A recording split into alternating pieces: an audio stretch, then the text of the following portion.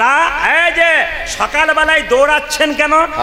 আর বলবেন না high pressure. আর দেখবেন যারা ভোরবেলায় এসে হরিনাম করে কীর্তন করে তাদের কোনো রোগ নাই। এই রাস্তাতে দেখা হয় কয়েকশো কোটি টাকার মালিক, দাদা কেমন আছেন? আর বলবেন না খালি টেনশন। আর কৃষ্ণ ভক্তের সঙ্গে দেখা হয়, দাদা কেমন আছেন? গৌরের কি ভাই ভালো আছে।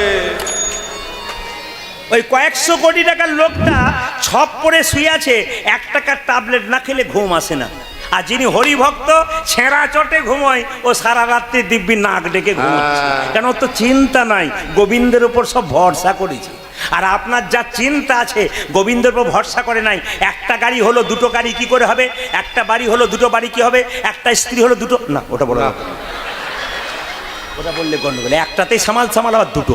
যে বল রাধা রানী কি, শ্যাম সুন্দর কি, মদন মোহন কি,